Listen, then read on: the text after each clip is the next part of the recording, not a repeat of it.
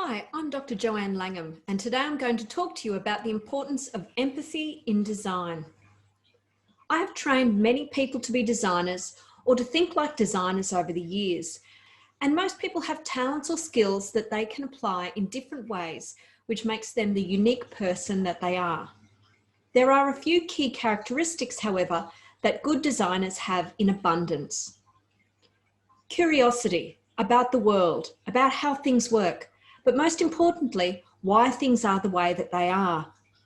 Agility and resourcefulness to think through problems, use the tools that they have and come up with solutions, maneuvering their way through changing conditions. Humility, the ability to take on board other people's ideas, to try things and not be afraid of failure, experiment, adjust, and iterate. There are many more.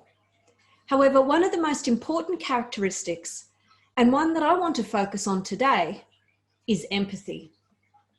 This is one of the greatest tools that a designer has. In fact, it is one of the most important tools any of us have to be more effective at what we do.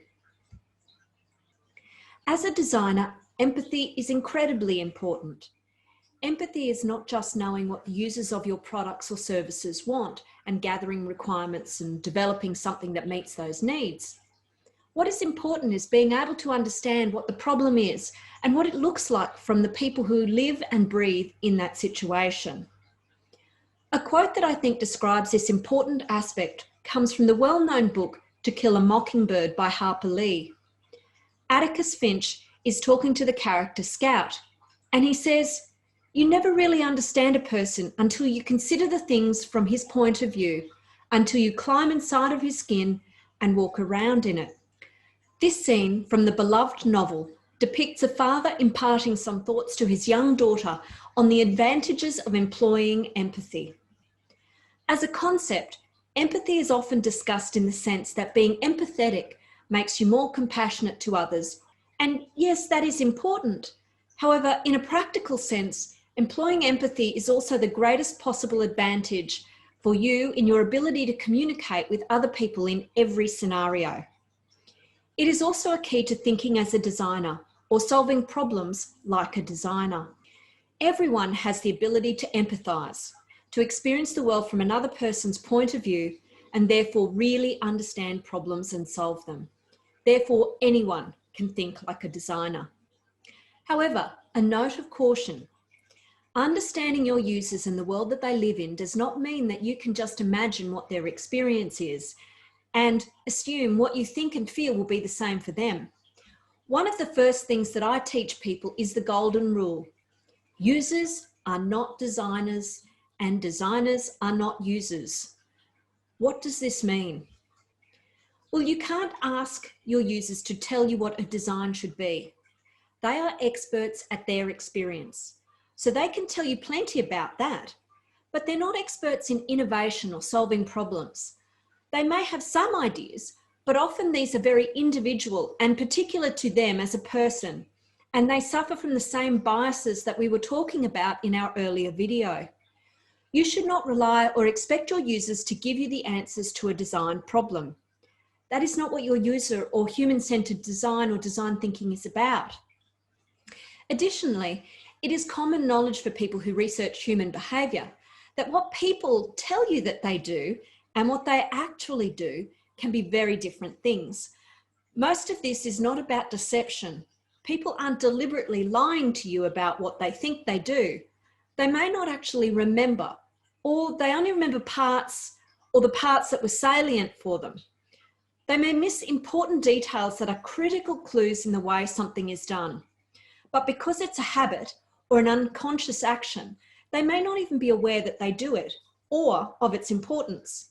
So as a design thinker, you should never really rely on what people tell you about a problem or experience as your only source of information. You need to observe it.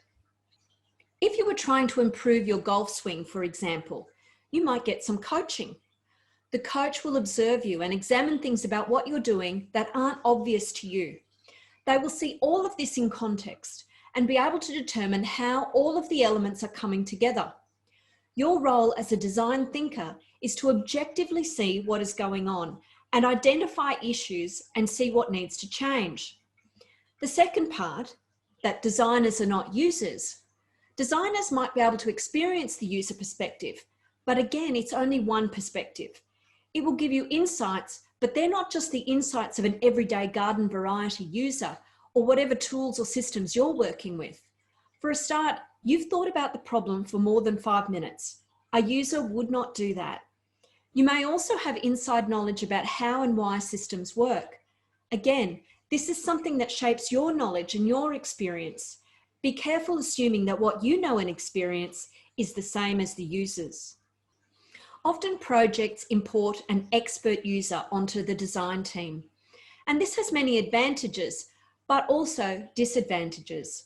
Yes, you can tap directly into a perceived user's thinking, but are they really your typical user? Are they going to represent your 80% of the sample that you're looking at? Will their views have any bias that might affect what they're telling you? Unless you are very aware of the role of the expert user and the potential issues that this brings, you should be very cautious in involving one person to represent an entire group of essentially very different people. Instead, use some of the research techniques outlined in the video on research later in this series. You will find all kinds of techniques to help you understand your user. Do not assume you have the answer. Know your problem and the user experience. Empathy can be a powerful tool to change how you view problems and develop solutions as a design thinker.